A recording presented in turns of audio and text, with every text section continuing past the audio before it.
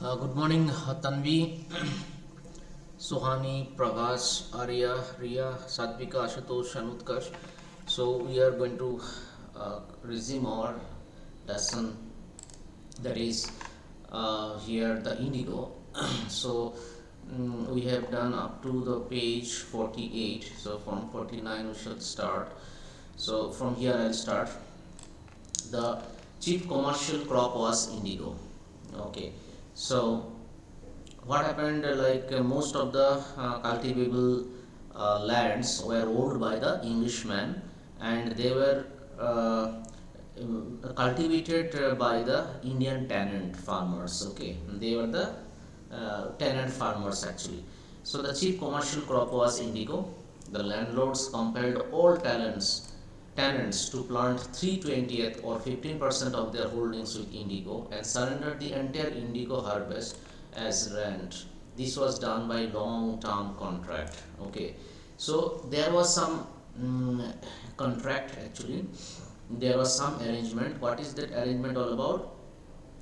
The landlords used to compel all the tenants, that is the tenants here, the tenant farmers, to plant 15% of their holdings with indigo uh, and surrender the entire indigo harvest as rent, because the farmers were working uh, on rent basis on the land of the Englishmen, because most of the arable lands were owned by the Englishmen. Therefore, when the tenant peasants are working on their land, they have to give the entire uh, indigo harvest, okay, as rent to the English landlord, and this was done by long-term contract.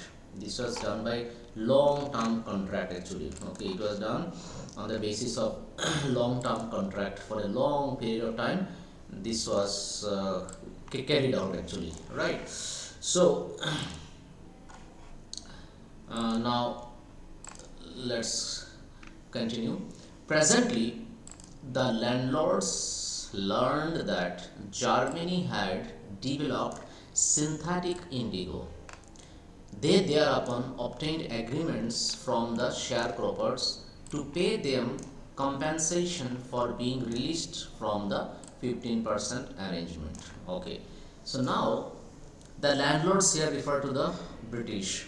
So the British landlords came to know that Germany had developed synthetic indigo. Therefore, the demand for the indigo crops in India went down. Right? The demand for the indigo crops in India has gone down. Therefore, the British landlords are asking the Indian tenant farmers to pay them compensation. Why to pay them compensation? Because now they do not have to pay them. I mean, they have been released from the 15% arrangement. Okay, that is why they have to, as a compensation, they have to pay them some money. So this is something which is grossly injustice actually. So let's see what happens as a result, because the tenant peasants are poor enough to provide any money to the British government, and moreover, this is kind of extortion. This is what is called as extortion. Okay, they were forcefully trying to extort some money from the poor peasants. The sharecropping arrangement was irksome. Irksome means difficult to the peasants, and many signed willingly. Those who resisted engaged lawyers. The landlords hired thugs. Thugs means all these gundas and all. Meanwhile, the information about synthetic indigo reached the illiterate peasants who had signed, and they wanted their money back. Okay, so uh, some of the illiterate peasants, even before knowing that Germany had developed synthetic indigo, they have signed unwillingly, and now that they have come to know, so they are now asking for their refund of their money. At this point, Gandhi arrived in Champaran. At that particular moment, Gandhiji arrived in Champaran, right? He began by trying to get the facts. First, he visited the secretary of the British Landlords Association. The secretary told him that they could give no information to an outsider. Gandhi answered that he was no outsider, right? So, first of all, Gandhi started by trying to get the facts. First, he visited the secretary of the British Landlord Association. Then the secretary told him that they could give no information, right? They could give no information to an outsider. Gandhi answered that he was no outsider, right? Gandhi said that I am not an outsider, I am from India only. Next, Gandhi called on the British official commissioner of the Tirhut division in which the Champaran district lay. The commissioner, Gandhi reports, proceeded to bully me and advised me forthwith to leave Tirhut. Gandhi did not leave. Instead, he proceeded to Matihari, to the capital of Champaran. Several lawyers accompanied him. At the railway station, a vast multitude greeted Gandhi. He went to a house and, using it as headquarters, continued his investigation. A report came in that a peasant had been maltreated in nearby village. Gandhi decided to go and see. The next morning, he started out on the back of an elephant. He had not proceeded far when the police superintendent's messenger overtook him and ordered him to return to town in his carriage. Gandhi complied. The messenger drove Gandhi home, where he served him with an official notice to quit Champaran immediately. So the British government has sent an official notice to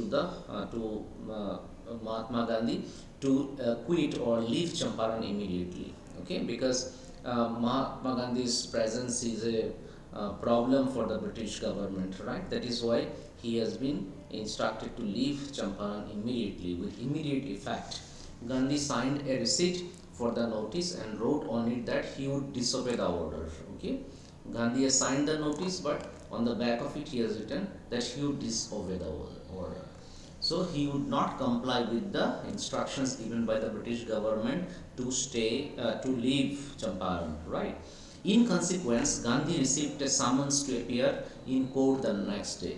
And as a result, Gandhi received a summons. Summons means it was an announcement by the court to appear there the next day. All night, Gandhi remained awake.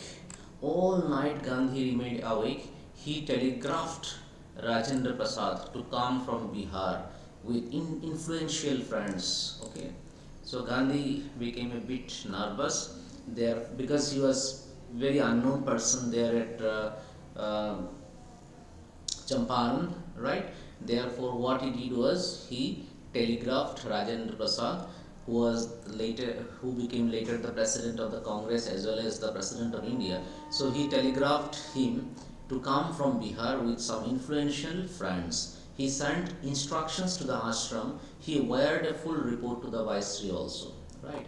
Morning found the town of Matihari black with peasants. They did not know Gandhiji's record in South Africa. They had merely heard that a Mahatma who wanted to help them was in trouble with the authorities. Their spontaneous demonstration in thousands around the courthouse was the beginning of their liberation from the fear of the British. Okay, so when the peasants came to know that a person who has come all the way from outside for their cause, for liberating their suffering and troubles, was having some problem with the British authorities. So they came in large number and gathered round the court.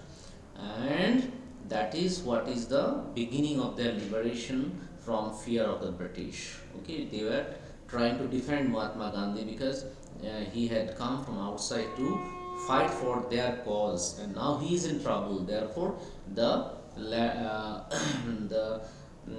the peasants in large numbers wanted to defend Mahatma Gandhi. Therefore, they came to protect him. The officials felt powerless. The British officials here, officials refer to the British officials here. So Dear students, British officials felt powerless here. Okay, British officials felt powerless here. Uh, so let's see what happens. Without Gandhi's cooperation, he helped them regulate the crowd, because if Gandhi did not come out and regulate the crowd, it will be a problem for the British authority. Therefore, he helped them regulate the crowd. He was polite and friendly. He was giving them concrete proof that there might hitherto means from now onwards, dreaded, hitherto means till now. Their might means here, their here refers to the British, the power of the British. The might means here power, the power of the British, so far dreaded, so far which was feared and unquestioned, could be challenged by Indians now. Okay, so Mahatma Gandhi was giving the British authorities concrete proof that their power, so far feared and unquestioned, could be challenged by Indians from now onwards. Okay, and the British government could easily see that. Okay, when a multitudes of peasants, host of peasants, a large number of peasants gathered around the court, so the British government could understand that, that it is not so easy to book Mahatma Gandhi. Okay, it was because of him that so many peasants have gathered. Okay, so therefore they became scared. The government was baffled. Government became very much confused. The government was baffled. The prosecutor requested the judge to postpone the trial, and then the prosecutor, being baffled by the congregation of so many protesters outside the court, the prosecutor requested the judge to postpone the trial. Apparently, the authorities wished to consult their superiors. Okay, and then the trial was postponed for a few days because the authorities wished to consult their superiors. Gandhi protested against the delay. Gandhiji protested against the delay. He read a statement pleading guilty. He was involved, he told the court, in a conflict of duties. What is the conflict of duties here? On the one hand, not to set a bad example as a lawbreaker. On the other hand, to render the humanitarian and national service for which he had come. So what is the conflict of duties here? He did not want to set a bad example as a lawbreaker, right? Because he was given a command by the British authority to leave the Champaran immediately at the earliest. He cannot leave Champaran, because if he leaves Champaran, he cannot fight for the lawyers who are in trouble in the hands of the British authorities. Therefore, he says that if I do not leave Champaran, in that case, I shall be disobeying the orders given by the British authority. Therefore, he is saying, on the one hand, I don't want to set a bad example as a lawbreaker, and on the other hand, to render the humanitarian and national service for which he had come. Right, and on the other hand, if he leaves Champaran, then he cannot render the humanitarian service or the national service to the people for whom he has come to Champaran. Therefore, he was in a conflict of duties. What to do? Okay, should he leave Champaran or he should stay back? If he does not leave, then he will be disobeying the order of the British government, and if he leaves, in that case, his very purpose of coming to Champaran will be defeated, because in no way he shall be able to help the poor peasants, okay, who were in trouble with the British government. So he was in a conflict of duties actually, right? He was involved in a conflict of duties here. On the one hand, not to set a bad example as a lawbreaker, and on the other hand, he wanted to render humanitarian and national service for which he had come. Right?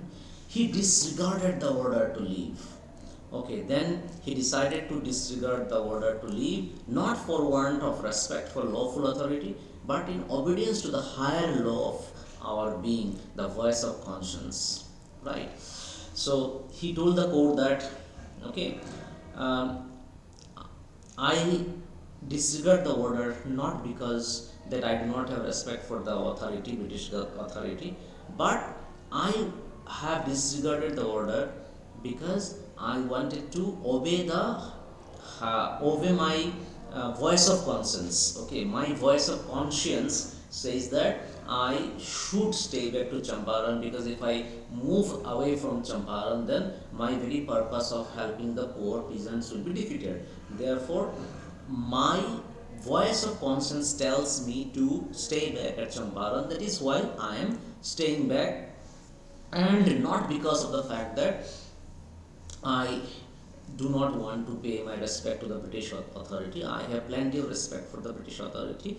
Okay, so I want to disobey the order, not for the want of respect for lawful authority, but in order to respect the voice of conscience. Okay, then he says, he asked the penalty due. He was asking the penalty for disobeying the order. The magistrate announced that he would pronounce sentence after a 2-hour recess, and asked Gandhi to furnish bail for those 120 minutes. Gandhi refused. The judge released him without bail. Okay, and the judge then released him without bail. When the court reconvened, right? When the court reconvened, the judge said he would not deliver the judgment for several days. Meanwhile, he allowed Gandhi to remain at liberty.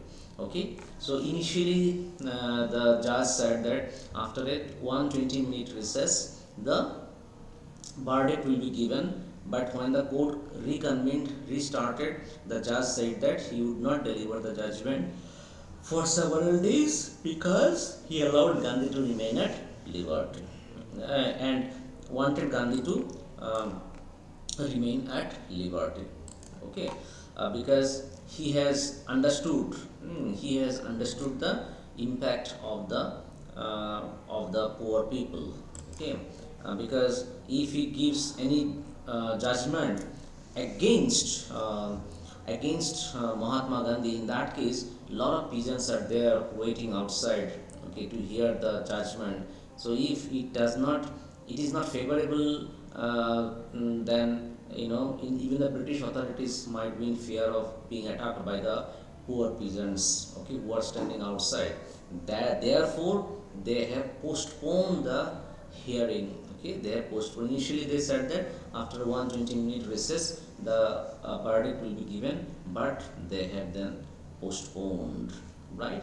So this is the scenario as of now. Let's see what the British government has to do later on. Okay. So here you see Rajendra Prasad, Brij Kishore Babu, Maulana Mazahul Haq, and several other prominent lawyers had arrived from Bihar. Okay, and in the meantime, they have already arrived from some prominent leaders like Rajendra Prasad, Brij Kishore Babu, Maulana Haq from Bihar. They have arrived to rescue Mahatma Gandhi. They conferred with Gandhi. Conferred means they discussed with Gandhi what would they do if he was sentenced to prison. Okay, Gandhi asked. And then Gandhi asked them, what will you do if, what would they do if Gandhi was sentenced to prison? Why? The senior lawyer replied, they had come to advise and help him. If he went to jail, there would be nobody to advise and they would go home. Okay. Then he said, the senior lawyer said, they had come to advise and help him. If he went to jail, there would be nobody to advise. And they would go home. What about the injustice to the sharecroppers? Gandhi demanded. And then Gandhi said, what about then the injustice to the sharecroppers? Okay, if you are going back home after my arrest, in that case, what will be the condition of the sharecroppers? Because they will be left with no help. Okay, because I shall be put behind the birds and you shall be going back home. In that case, what will happen to the condition of the sharecroppers? The lawyers withdrew to consult. Rajendra Prasad has recorded the upshot of their consultations. Okay, the lawyers withdrew to consult.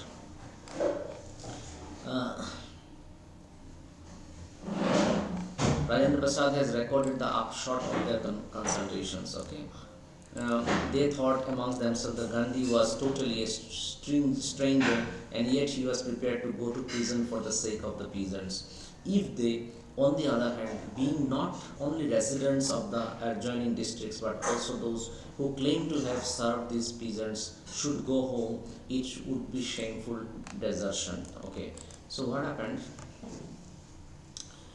Uh,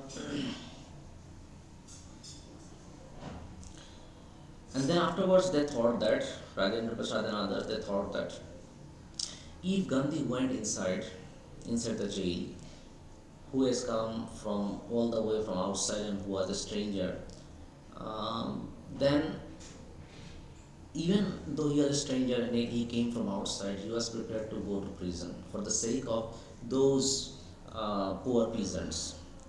Then what will happen if those people like who came to advise and help uh, Mahatma Gandhi, they just simply go home.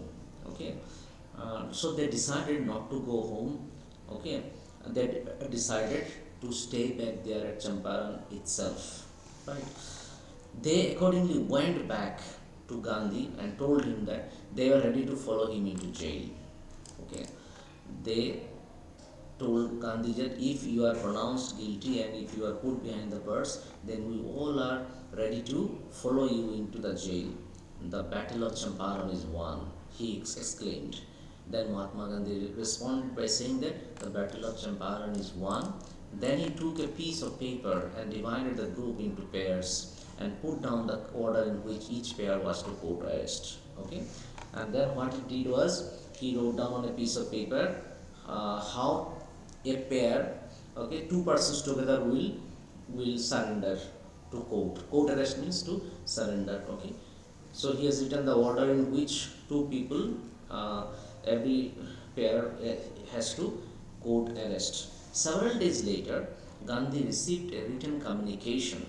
Okay, several days later, what happened? Gandhi received a written communication from the magistrate informing him that the lieutenant governor of the province had ordered the case to be dropped. Okay, then after several days, instead of giving any pronouncement of the judgment, after a few days, what happened? Gandhiji received a written communication from the magistrate that the case was dropped. Civil disobedience had triumphed. Okay, civil disobedience had triumphed the first time in modern India. Okay, so it was a civil disobedience because a lot of poor peasants came in front of the court. They gathered around the court. Okay, to know the judgment given to Mahatma Gandhi.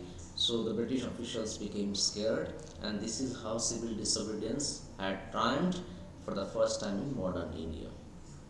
Gandhi and the lawyers now proceeded to conduct a far-flung inquiry into the grievances of the farmers. And now Gandhiji, along with other famous lawyers like Rajendra Prasad and others, they proceeded to conduct a detailed inquiry. Far-flung means detailed inquiry into the problems of the farmers. Depositions by about 10,000 peasants were written down. Okay, and notes made on other evidence. Documents were collected. The whole area throbbed with the activity of the investigations and the vehement protest of the landlords. In June, Gandhi was summoned to Sir Edward Gate, the lieutenant governor. Before he went, he met leading associates and again laid detailed plans for civil disobedience if he should not return. Okay. Then again what happened?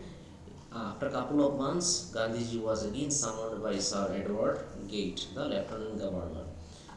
So before he went to meet lieutenant governor, Mahatma Gandhi met all the associates. Okay, met all the leading associates and again laid some detailed plans what they should do in case Gandhi was arrested. Gandhi had 4 protected interviews with the lieutenant governor, who as a result appointed an official commission of inquiry into the Indigo sharecropper situation. The commission consisted of landlords, government officials, and Gandhi as the sole representative of the peasants. Gandhi remained in Champaran for an initial uninterrupted period of 7 months and then again for several shorter visits. The visit undertaken casually on the entreaty of an unlettered peasant, unlettered means uneducated. The visit, which was taken to Champaran on the request of an uneducated peasant, Rajkumar Shukla, in the expectation that it would last a few weeks, occupied almost a year of Gandhi's life. Okay, ended up occupying almost an year. Okay, there in Champaran. The official inquiry assembled a crushing mountain of evidence against the big planters. Big planters here refers to the British indigo planters. Okay. The official inquiry assembled a crushing mountain of evidence against the big planters. The big planters were held guilty, right? And when they saw this, they agreed in principle to make refunds to the peasants. But how much must we pay? They asked Gandhi. Okay, so because the big planters were found guilty, so they wanted to refund the money that they have taken by extortion from the peasants. So Gandhi, they were asking Gandhi how much to be repaid. They thought he would demand repayment in full of money which they had illegally and deceitfully extorted from the sharecroppers. He asked only 50%. There he seemed adamant, writes Reverend J. Z. Hodge, a British missionary in Champaran, who observed the entire episode at close range. Thinking probably that he would not give way, the representative of the planters offered to refund to the extent of 25%, and to his amazement, Mr. Gandhi took him at his word, thus breaking the deadlock. Okay. Then again, from 50%, the refund was made to 25%. Okay.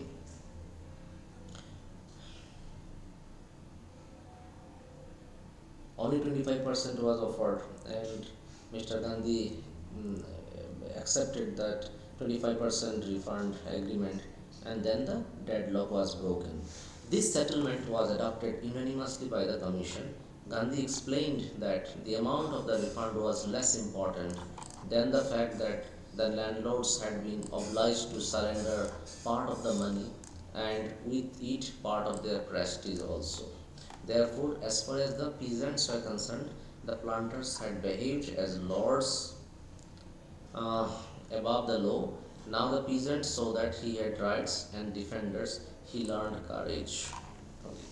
So peasants had the rights and defenders in the form of Gandhi and other prominent leaders.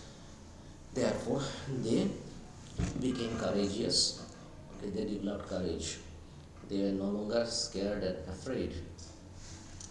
Events justified Gandhi's position.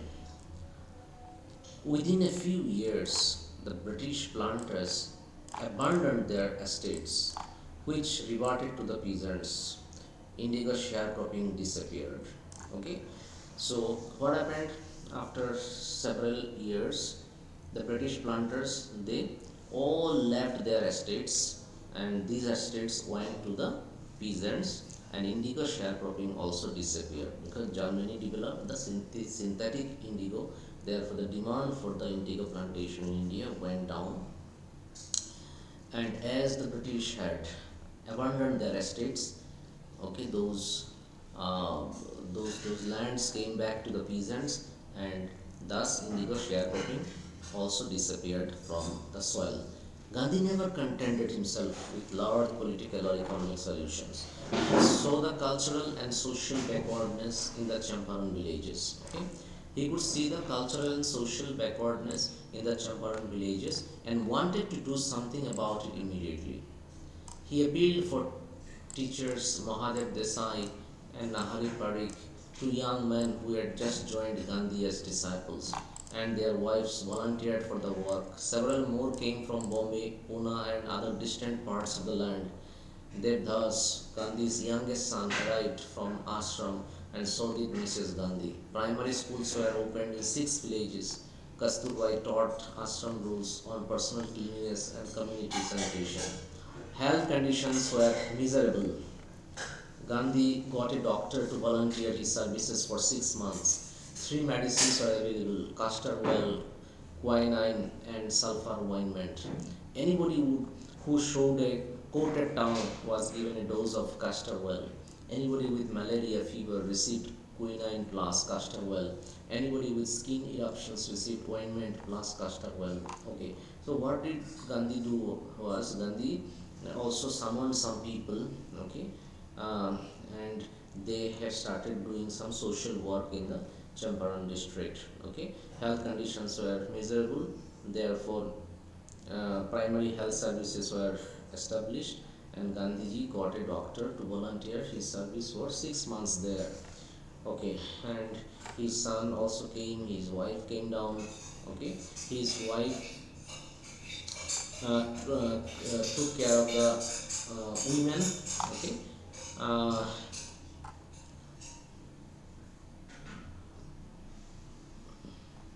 and then during his long stay at Champaran, Gandhi kept a long distance watch on the ashram. He sent regular instructions by mail and asked for financial accounts. Once he wrote to the residents that it was time to fill in the old entrances and dig new ones, otherwise the old ones would begin to smell bad. Okay. Now, you see, the Champaran episode was a turning point in Gandhi's life. What I did, he explained, was a very ordinary thing. I declared that the British could not order me about in my own country. Okay. Therefore, he disobeyed to leave Champaran immediately.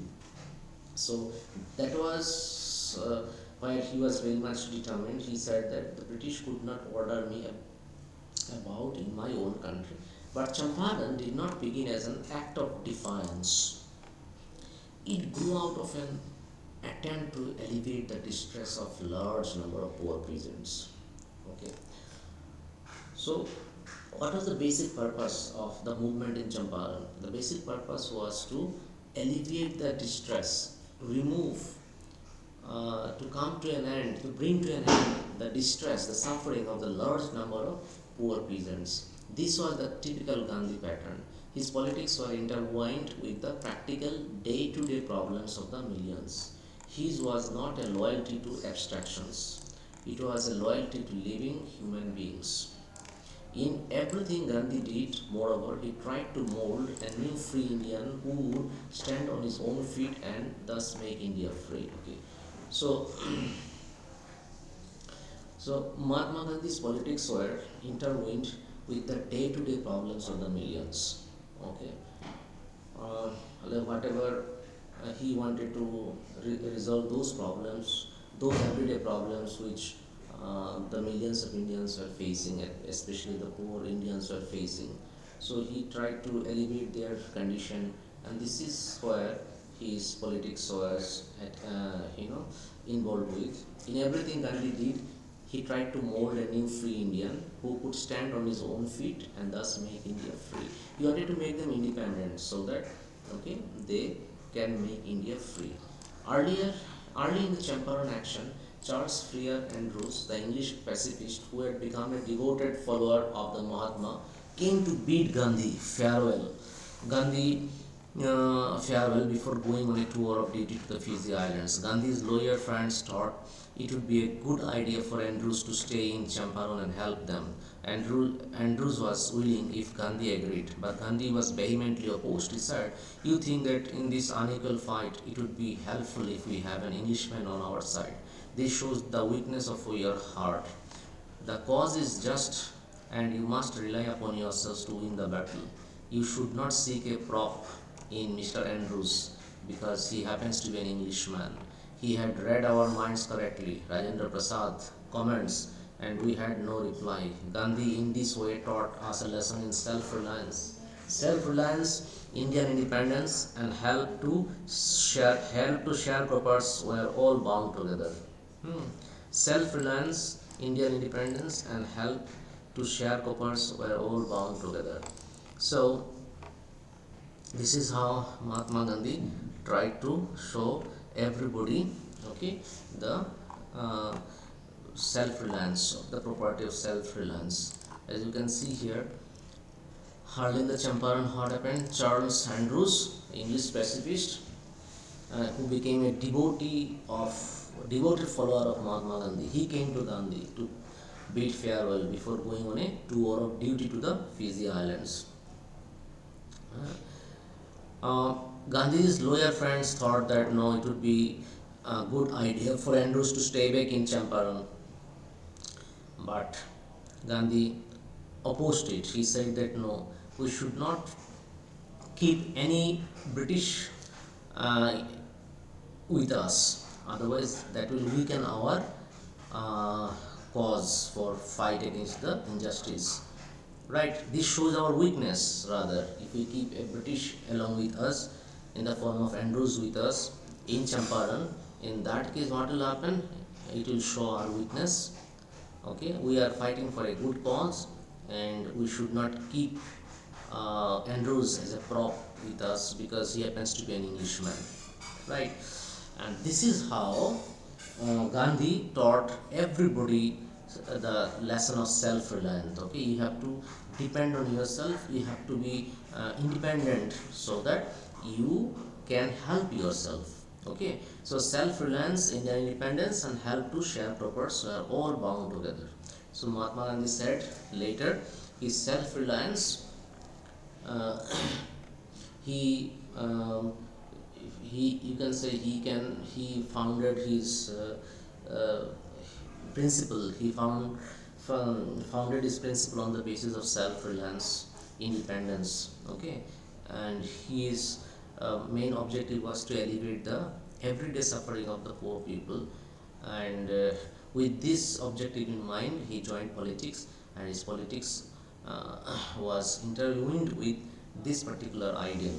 Okay, so that is how Mahatma Gandhi helped the Champaran peasants to come out of their problems, and with his struggle and with his protest, with his struggle and with his protest, eventually the British was able to quit this particular case, and that sharecroppers gave up the estate. It went to the peasants. So it's all because of the initiative taken by Mahatma Gandhi to rid the Champaran peasants from these sharecropping inconveniences. Okay. So this is how this lesson, the Indigo, comes to an end. So you have to go through these NCERT solutions, and please go through the website materials also once again. Then you prepare the NCERT solution, right? But that you will do next month because you have to write papers from 22nd, right? So